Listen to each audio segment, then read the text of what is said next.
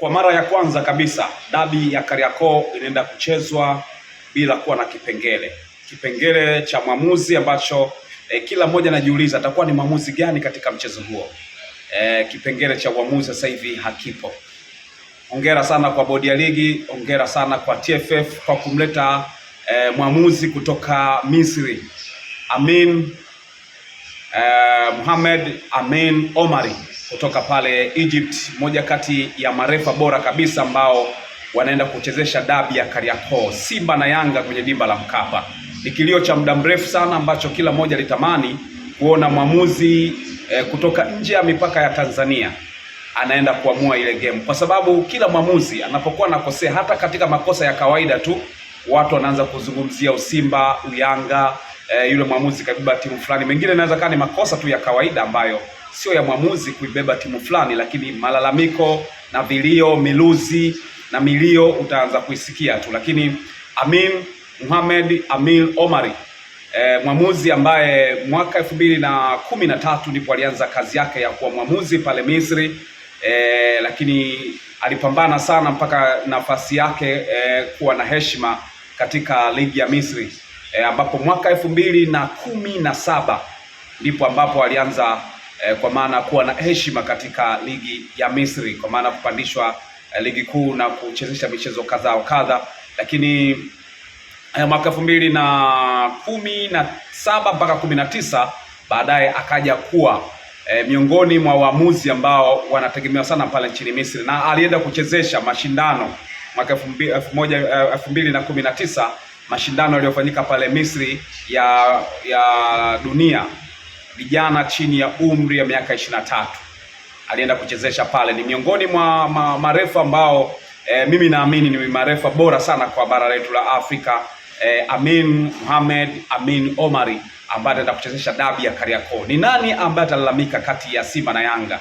Kwa sababu ni refa ambaye hatoki katika vinasaba hivi. Huwezi kusema huyu ni shabiki wa Simba au ni shabiki wa Yanga. Ni refa ambaye anaenda kubalance mizani ambayo atakayepasuka amepasuka. Kipengele cha refa kimekatwa rasmi, manake hapo wale kije kipengele kingine tu, lakini kwa refa ambaye anaenda toka nje ya nchi tayari majibu yameshajibiwa. Hongera sana kwa bodi ya ligi, kwa TFF, mamlaka ya soka kwa kufikiria hicho. Sidhani kama kuna mtu kwa sasa hivi alitegemea pengine refa kutoka nje ya Tanzania, lakini nyie ndio ambao mmeweza kuamua na kutengeneza mazingira. Hakuna mtu yoyote ambaye anahusika katika dabi ya Kariakoo kwenye upande wa uamuzi, awe mwamuzi wa pembeni, mwamuzi wa kati, ambaye anatoka ndani ya Tanzania. Kuna waamuzi kutoka Misri, wengine kutoka Somalia na wengine kutoka maeneo tofauti. Kwa hiyo ni kitu ambacho kinatuonyesha kabisa kwamba TFF na bodi ya ligi walikaa wakatafakari kwamba ni kitu ambacho kinawezekana, tukajibu yale malalamiko ambayo huenda yangeweza kujitokeza au yangemkumba mwamuzi yoyote. Labda penalty imetokea, kaonekana umembeba. Kosa la mwamuzi, kosa la kibinadamu, linaonekana kama ni kosa la kuhongwa, ni kosa ambalo mtu katengeneza mapenzi yake na vitu kama hivyo. Mimi binafsi nimepokea vizuri sana taarifa ya refa ambaye anaenda kuchezesha mchezo wa dabi ya Kariakoo, mchezo ambao ninaamini una matokeo ambayo lazima mtu abebe kombe. Kwenye sare Yanga na advantage hiyo, kwenye ushindi Yanga pia na advantage hiyo, lakini pia kwenye ushindi Simba na advantage hiyo. Kwa timu yote ambayo itaenda kushinda, basi Simba kwenye swala la ushindi pointi 3, Simba ndio kitu cha msingi. Kwenye sare Simba hana advantage, manake Yanga ataenda kunufaika na sare yoyote ile, lakini kwa upande wa Simba lazima ashinde. Sasa chochote ambacho kitatokea, tuta limetokea, hakuna kusema watasemaji, tuta hilo hapo. Manake tusitegemee kumuona refa wa Kitanzania ambaye unaweza kaisi labda ni timu yako au kanunuliwa au kafanya nini. Sasa ni refa ambaye anatoka nje ya mipaka ya Tanzania. Ataleta kipengele ni yule atakayeenda kulalamika, na tutamuuliza unamlalamikia, unahisi huyo mwamuzi ni shabiki wa timu gani? Manake zinazo kuangaliwa pale ni sheria 17 za mpira wa miguu ndio ambazo zitaenda kuamua nani akawe bingwa katika dimba la Mkapa. Kwa hiyo kuna michezo fulani ambayo ya kukamia kwenye dabi za Kariakoo. Wachezaji wengi wanakuwa wanakamia, viatu vinakuwa vinaimba sana. Ukimwangalia mtu kama Arajiga, kuna wakati hekima na balance, huyu bwana kafanya hivi, ana balance na huku. Sasa refa Amin Mohamed Amin Omari hata angalia hicho, umekosea, unastahili kula mwekundu wa Msimbazi, kula shuka jekundu, kwa maana shuka la Kimasai, kadi nyekundu na maanisha hapo unatoka nje. Tahadhari kwa wachezaji ambao unaenda kwenda kushiriki mchezo huo, sio marefa ambao baadaye utakuja kumlalamikia na malalamiko yako yakasikika kwamba pengine refa huyu bwana alibeba timu fulani, alinionea. Hapo hakuna refa anaenda kuchezesha, sio Simba na wala sio Yanga. Yule ni refa ambaye anaenda kubeba sheria 17 za mpira wa miguu. Sasa sijui nani ambaye tutakuja kumsikia kwenye milio. Nakumbuka wakati mchezo huu unachezeshwa, kombe litakuwa linaning'inia, linaonekana kabisa pale, kwa maana atakayeenda kushinda ndiye ataenda kubeba ndoo. Historia za namna hiyo zinatokea mara chache sana, kwa maana ya kwamba inatokea mchezo wa mwisho zinakutana timu zile zote ambazo zinahitaji lile kombe. Kuna baadhi ya mechi hasa kwenye ligi unajikuta timu ambayo inakucheza nayo ni timu labda anayeshuka daraja, au ambayo haipotezi chochote katika mchezo, au ni timu ambayo haishindani chochote. Kwa hiyo wewe unakuwa unajihakikishia tu kwamba umebeba ubingwa au ulishabebaga ubingwa kitambo. Lakini mechi ya dabi ya Kariakoo ni mechi ya kitofauti sana. Utofauti wake ni huu ambao mimi nauzungumza. Simba Yanga wataenda kucheza mchezo wa mwisho wa ligi kuu Tanzania bara. Huo mchezo wa mwisho ambao utaenda kuzikutanisha hizi timu ndio mchezo ambao utaenda kuipa moja kati ya timu hizo ubingwa, na kombe litakuwa litatazamika kabisa pale uwanjani. Sasa ukiniuliza ni dabi ya aina gani, itakuwa ni dabi ya damu na jasho kumwagika kwa pamoja. Ni dabi ambayo atakayekubali kuwa mnyonge basi atakuwa mnyonge kweli kweli. Ni dabi ambayo kwanza kwa upande mwingine na favor kwa upande wa Yanga, kwa sababu Yanga kwa upande wa sare ataenda kuibuka na ushindi. Niko nahisi dabi ina kipengele, dabi haina kipengele kabisa.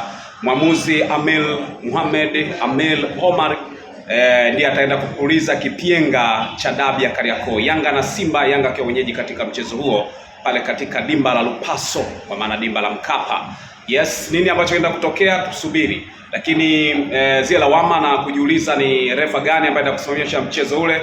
Bodi ya ligi tayari wameshaonyesha nani ambaye ataenda kusimama kama referee, wakati wengine ambao wataenda kuchezesha wanatoka katika of course hapo Misri kuna marefa kutoka Misri, wasaidizi, marefa wasaidizi, lakini pia makamishi na wengine na vitu vingine kama hivyo ambao watakuwepo pale, lakini kikubwa ni refa wakati ambao wote sio wote wanaotoka Tanzania, kwa maana refa lakini pia na wasaidizi wake, pengine unaweza kusema wale vibendera kwa namna ambavyo unaweza kutamka au lineman ambao wanamsaidia mwamuzi, wote sio wa Tanzania. Kwa hiyo vile vilio na yale ambayo yalikuwa nasemwa kuhusiana na marefa wa Kitanzania, kina Kayoko, kina Arajiga, kina Elisasi, kina Mkono, si kina nani, wao watakuwa wapenzi watazamaji kwenye mchezo huo. Wataanza kuangalia jinsi ambavyo watu wengine waweza kufanya kazi ya kuwa makocha, kuwa marefa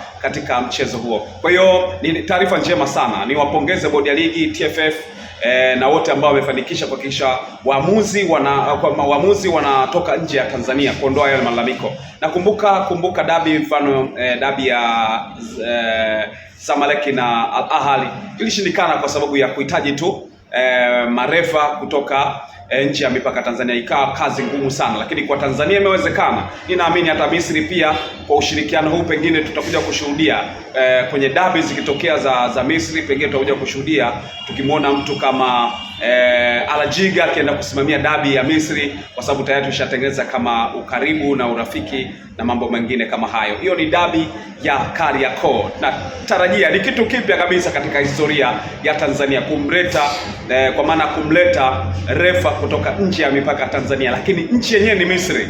Refa wa kiwango cha juu kabisa Mohamed Amir Omari ni refari wa kiwango cha FIFA ambaye hata kwenye mashindano ya AFCON tumemuona, ligi ya mabingwa barani Afrika tumemuona. Kwa hiyo ni refa ambaye anakizi kabisa kuchezesha dabi. Tusubiri dabi nzuri kabisa.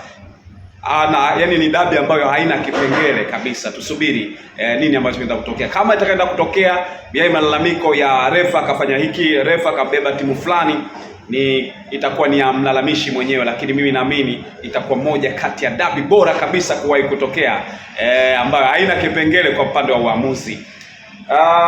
Lakini naweza kusema kwamba kitu pekee ambacho nakiona hakijakaa sawa ni kwa upande wa Simba ambao wamechelewa au bado mpaka sasa ninavyozungumza hawajatangaza mashabiki kujiandaa na dabi. Nina wasiwasi Simba kana na mashabiki wachache uwanjani, kwa maana ya upande wa mashabiki wakawa wachache, wachezaji wakakosa ile nduru na kuanikiza, kuwapa morali na vitu kama hivyo, na wakajikuta Simba wakaja kukutana na dhahama kubwa sana mara baada ya kupelekewa pumzi ya moto na Yanga. Kwa hiyo nakiona hicho kitu, lakini naamini kabisa pengine psychological ya mashabiki wa Simba, hata akiambiwa dakika 5 zimebakia kwamba bwana mnatakiwa kwenda uwanjani, naamini pengine inawezekana akatokea, kwa sababu ni dabi ya kihistoria ambayo itaenda kutengeneza vitu vingi sana. Kwanza ni dabi ambayo kombe liko pale pale, ni dabi ambayo mwamuzi anatoka nje, ni dabi ambayo Yanga na Simba wote wanaigombea kuwa mabingwa. Ni dabi ambayo Yanga wana advantage ya kuwa na pointi moja, ya kwamba sare yote ikitokea Yanga wanaweza wakachukua bingwa. Kwa hiyo Simba wanachotakiwa ni kwenda kupambania kombe, lazima washinde katika mchezo huo, kwa maana wapasue Yanga anachukua pointi 3 na watangaze ubingwa. Kwa hiyo ni dabi ambayo ina mvutano mkubwa, ni dabi ambayo ina vita kubwa ya nje ya mashabiki, lakini ndani wachezaji, mtu kama Pacome Zouzoua, mtu kama Mpanzu, tayari kuna mvutano Chama, Mzize, wengi wanataka kutengeneza historia kwenye dabi ya Kariakoo, pengine wafunge au wachukue ubingwa mbele ya Yanga, kitu ambacho sio rahisi sana kutokea mara nyingi. Ubingwa unatangaza mbele ya Simba, ubingwa unatangaza mbele ya Yanga, ni dabi ya kipekee sana.